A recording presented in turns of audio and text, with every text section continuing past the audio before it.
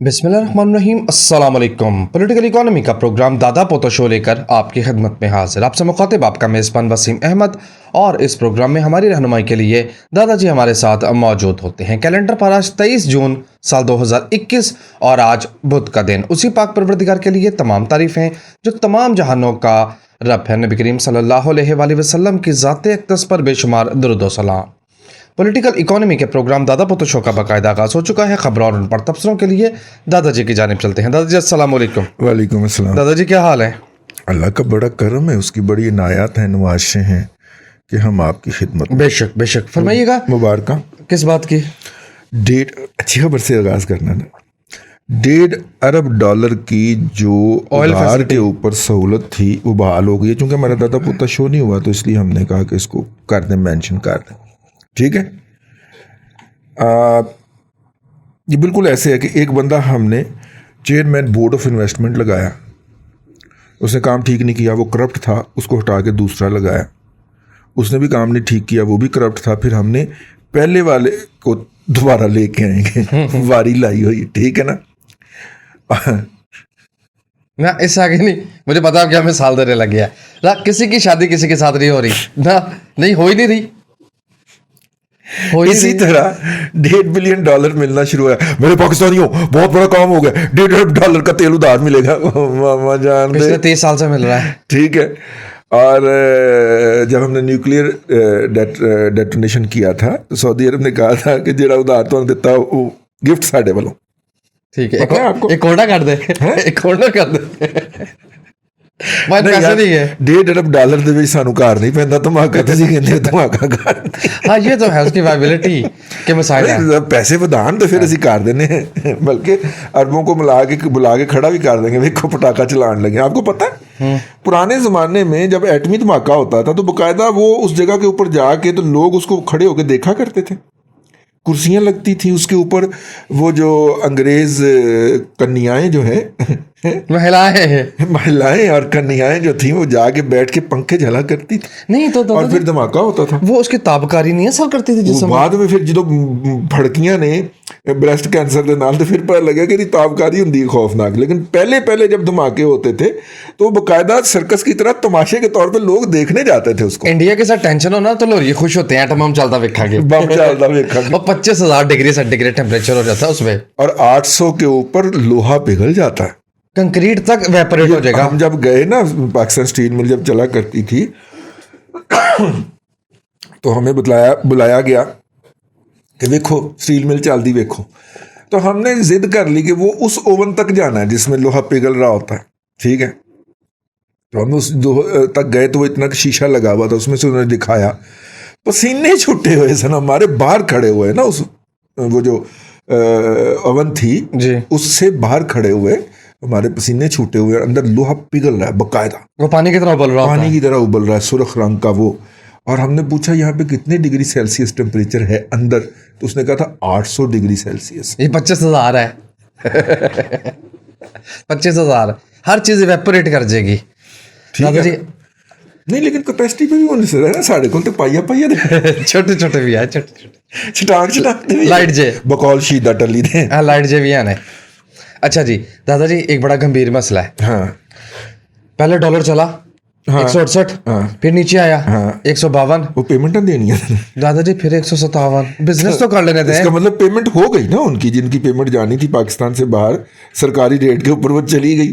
ये पाकिस्तान आपके लिए नहीं है, तो पाकिस्तान की रजिस्ट्री करा दें, बेच दें इसको। नहीं ना, रजिस्ट्री करवा दी तो फिर वो लैंड वाले काम करना पड़ेगा ना। कम असी नहीं करन देना, फिर 158 पे डॉलर कम नहीं करन देना असी। फिर 158 पे चला गया। कमाल है, कमाल है। और बाबा शाहिद इकबाल कहता है कि ये ऊपर इसलिए गया है कि इंपोर्टर ने डॉलर की डिमांड डाली है इंटर बैंक मार्केट के अंदर, यानी इंपोर्ट्स खुलने लगी है, एलसियाँ खुली है ना, एलसियाँ। सरकार का ख्याल है कि इस दफ़ा जो पाकिस्तान की इंपोर्ट्स हैं वो $54 अरब तक महदूद रहेंगी, ठीक है, इंपोर्ट्स। जबकि FBR के एक साहब बता रहे थे कि इस साल हमारे अंदाजे के मुताबिक कम से कम इंपोर्ट्स जो हैं वो $72 अरब हुई हैं। हैं सी पैक में 60 अरब डॉलर तक गई थी दादाजी। नहीं, लेकिन उसने कहा कि ये जो बाकी 18 अरब डॉलर है ना, ये कहीं पे काउंट ही नहीं हुई। मैंने कहा जी कैसे? कहता कि ईरान से स्मगलिंग हुई है, उसको शामिल करें, अंडर इनवाइसिंग को शामिल करें, तो हमने कम से कम 72 अरब डॉलर की इंपोर्ट्स की हैं। मैं उनसे बात कर रहा था, ठीक है ना। बड़ी खबर पे दादाजी आप बात नहीं कर रहे। कौन सी? काबुल के नवाही इलाकों पे तालिबान ने कब्जा कर लिया है। खबरें धड़ाधड़ आ रही हैं मैं इस वक्त। आपसे अर्ज करूं, अगर मैं आपसे ये कहूं कि तालिबान जो हैं वो काबुल के अंदर भी मौजूद हैं, हर गली मोहल्ले में मौजूद हैं, मेरे इल्म के मुताबिक हर गली मोहल्ले में मौजूद हैं। और इंटरेस्टिंग तो नहीं, खैर खौफनाक बात है, ख़तरनाक बात है, लेकिन उससे आपको ज़ाहिर होता है। ये पिछले दिन जो काबुल में धमाके हुए हैं, इसमें उनके लोग भी शहीद हुए, तालिबान के लोग। तालिबान के लोग। ओके। वो ये कहते नहीं है, कहते कहते रह जाते हैं कि यार ये जो हज़ारा पे हमला हुआ था, तो इतने लोग हमारे भी उसमें शहीद हुए हैं। ये स्ट्रेटजी के तहत वो नहीं कहते कि पता चल जाएगा कि ये अंदर कहाँ कहाँ है। वो काबुल के हर गली मोहल्ले के अंदर है। एक उन्हें आर्डर होना है तो उन्होंने ऐसे खड़े हो जाना है और चीज़ें काबू कर लेनी है। सिर्फ मसला बनना है रेड जोन का, जिसके अंदर अमेरिकन ने अपने आप को महदूद किया हुआ है। सफारत खाने हैं, 5 स्टार होटल्स हैं, काबुल का वो हिस्सा है। वहाँ तक उनकी वो वाली रसाई नहीं है कि वो खड़े होके तो उनको चौकीदार को कह के हथियार दे दो बाबा, वो वाला नहीं। ठीक है। क्योंकि वहाँ पे ज़्यादातर गैर मुल्की सुफरा हैं लोग, वो अपनी रखते हैं सिक्योरिटीज, या ब्लैक वाटर है वहाँ पे, ठीक है ना जी। बाकी जो काबुल का इलाका वहाँ पे वो मौजूद है, ये उनका इंटरनल मामला। लेकिन हम एज ए एनालिस्ट कर रहे हैं, हमारी हमदर्दी किसी के साथ नहीं है। हमारे हमसाये में इतना बड़ा हैंडिंग ओवर चेंजिंग ओवर हो रहा है। यार आप अंदाज़ा करें, आपको पता है कम से कम 8 हवाई अड्डे जो हैं वो अमेरिकन ने बराह रास्त तालिबान के सुपुर्द किए हैं। शर्त क्या थी भला? जी। क्या थी? क्या थी? पूछो। शर्त ये थी कि हम पे हमले नहीं करोगे जाते हुए। इस एक शर्त के ऊपर उन्होंने कहा ठीक है, हम यहाँ से इतना सामान निकालेंगे, इतना तुम्हारा माले गनीमत। और मुझे याद आ गया कि अंग्रेज़ जब जो था ना वो अटक से आगे पटरी बिछाने लगा ना रेल की, और पशीन से आगे उसकी, अल्लाह आपका भला करे, रेलवे की, वो आगे बंदूकें निकाल के, ठीक है। अंग्रेज़ ने फिर मुकामी जो होते हैं मिशरान, उनके ज़रिए मुज़ाकरात किए, नवाबीन के ज़रिए। तो मुज़ाकरात में सबसे पहला पॉइंट ये हुआ कि यहाँ से ट्रेन गुजरने दो, आपको ये हक होगा कि जब चाहें आप ट्रेन लूट सके, ठीक है। तो ये भी उस तरह का मुआहदा था कि हमें निकल के चले जाने दो, मारना नहीं आपने आप ये सारा माले गनीमत कब्जे में ले लिया करें। ये मेरे पास कोई 1.5 साल पुरानी वीडियो है यार, जब अभी मुज़ाकरात साइन हुए थे ना, तो मुज़ाकरात के साइन होने के फौरन बाद, और वो बाकायदा तालिबान ने उसकी वीडियोस बनाई हैं कि ये इतना पेट्रोल छोड़ के गया, ये हमवी भी हमारा, ठीक है, ये 2 टैंक भी हमारा, ये तोपें भी हमारा, ठीक है, उन्हीं का ही है, जो आ गया उन्हीं का ही है। और यहाँ पे हमें जो है ना, वो हमारे दोस्त अहबाब जो है वो और कहानियां सुनाते हैं। बड़ी अहम खबर दादाजी कि तो लिहाजा वहाँ पे कोई इशू नहीं है कि ऐसा हो गया। ऐसा ना होता तो मुझे हैरत होती। और आखिरी बात, उनके लिए सबसे बड़ा तो जो है ना मसला, वो ये है कि तुम तस्वीर खोल के मेरा दिमाग ही घुमा रहे। नहीं, आप करें बात। उनके यहाँ सबसे जो बड़ा इशू है इस वक्त, वो ये है कि जो इस वक्त काबुल की इंतज़ामिया को रन कर रहे हैं ना, वो ताजिक हैं, हज़ारा हैं, मतलब तुर्कश भी कह सकते हैं उनको, तुर्कियन नस्ल भी, ठीक है। इनकी जगह पे उन्होंने वर्क फोर्स कौन सी रिप्लेस करनी है, तो लिहाजा उन्होंने उसका हल निकाला कि आम माफ़ी, ठीक है, जो अपने गुज़िश्ता अमाल के ऊपर पछतावे का इजहार करे, माफ़ी का तलबगार हो, उसे माफ़ी, और वो अपनी पोस्ट पे कंटिन्यू करे। अगली बात यह है कि इस वक्त काबुल इंतज़ामिया के अंदर शायद ही कोई अफसर हो जिसने उनसे रब्ता करके ना उन्हें ना कहा हो कि जिस दिन हुक्म होगा तो सर मैं सरेंडर कर दूंगा। नहीं सरेंडर नहीं, आपकी तरफ आपका हुक्म मानना शुरू कर दूंगा। तो इसलिए अगर अमेरिकन ने अपनी स्ट्रेटजी बदली हुई थी या बदली है कि नहीं हमने ब्लैक वाटर के लिए लड़ना है, तो वो भी अपनी स्ट्रेटजी बदल के आए हैं। और आप देख लें अमेरिकन फिल्मों के अंदर वो दिखाते हैं कि सबसे पहले वो मरता है, आखिरी वक्त में वो मरता है जो हीरो, अमेरिकन हीरो का फैसिलिटेटर होता है, लोकल एजेंट है। लोकल एजेंट मरता है।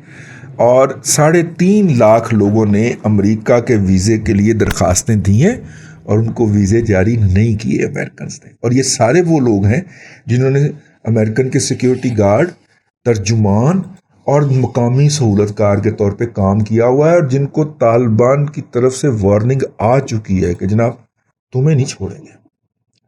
और वो भाग के अमेरिकन की तरफ जाता है और अमेरिकन रेस्क्यू नहीं करते, वीज़ा नहीं देते, सीधे आप जा रहे। तो ये वो लोग जो पाकिस्तानी मुआशरे के अंदर भी ये घटिया किरदार अदा करते हुए पाए जाते हैं, ये अंजाम देख लें अपने हमसाये में क्या हो रहा है। ठीक है, हाँ, अब उनके पास एक ही ऑप्शन है, या वो भाग के पाकिस्तान आएंगे ये लोग अपनी फैमिलियों समेत। अगर 3.5 लाख हैं तो अगर 5 अफराद की भी फैमिली लगाएं तो मिलियन से ज्यादा लोग तो हो गए। ठीक है ना जी, मतलब चले 8-9 लाख लोग तो हो गए ना। या ईरान जाएंगे, ज्यादातर इम्कान है कि ईरान या तुर्की जाएंगे। लेकिन अगर वो उधर ना जा पाए तो उनको मैं अर्ज कर दूं, उनके लिए एक और भी ऑप्शन है, माफी मांगनी, अगर मिल जाए तो।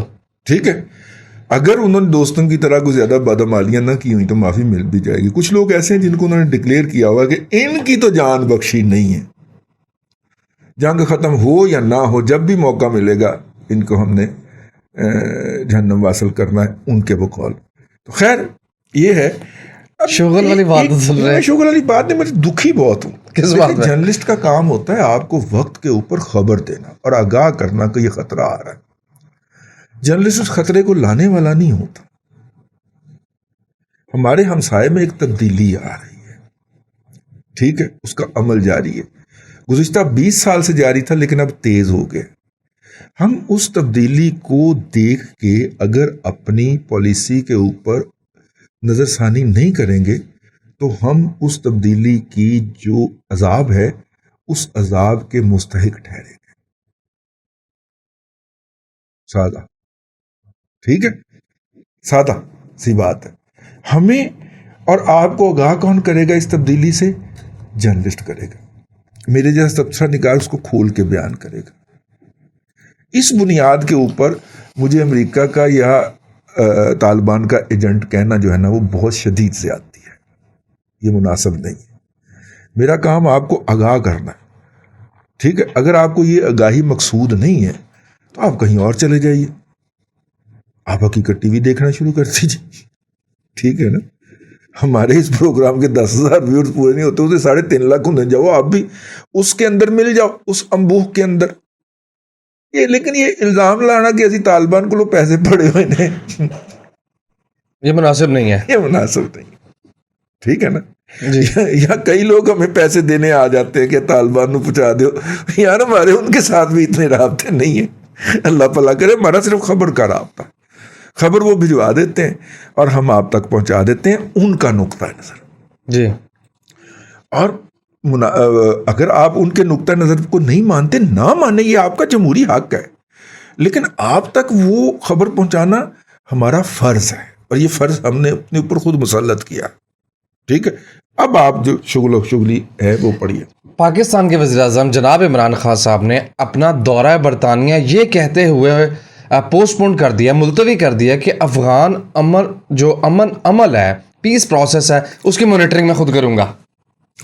दादाजी खुद करेगा। अब कल वाली मेरी जो तबसरा है उस पे उसको इससे मिला के पढ़े कि अब्बा अब्बे न लड़ पे निक्का निक्के न लड़। दादाजी जिस चीज की मॉनिटरिंग करता है वो तो बर्बाद नहीं हो जाती कि पता बैरूने मुल्क तासीर उल्टी हो जाए। नहीं, लेकिन एक और बात है, अफगान अमल में पाकिस्तान के वज़ीर-ए-आज़म को पूछता है कोई? वैसे ये तो बात आपकी दुरुस्त है, कोई भी वज़ीर-ए-आज़म ना अमेरिकन पूछते हैं और वो तो घर वाले तो अब्बा जी पूछते हैं। अब्बा जी तो खैर समझते कुछ नहीं ना।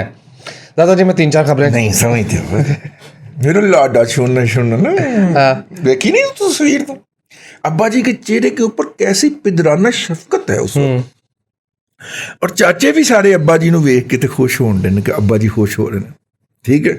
अब्बा जी देख रहे हैं मेरा सोनू सोनू सोनू, चलो जी। जी अगली खबर। इस शदीद गर्मी में एलपीजी महंगी हो गई, बताएं। यार इसके साथ आप ये खबर मिला के पढ़ें कि एलएनजी के टर्मिनल में ताखीर पर एंग्रो को फाइन कर दिया सरकार ने। अच्छा जी, ठीक है, क्यों बोला? क्यों?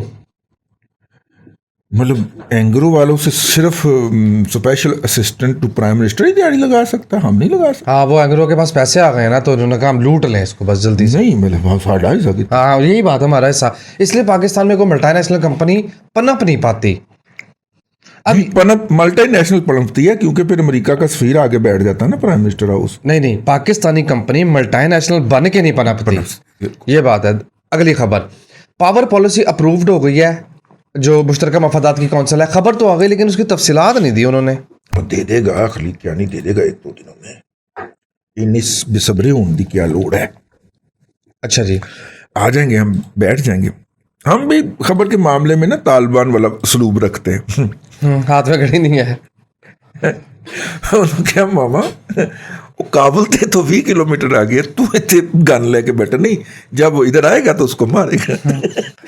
वो पिछले 20 साल से नहीं आया। वो पिछले 20 साल से मानी है, वो अपनी गन पे ड्यूटी देता है अपनी 24 घंटे।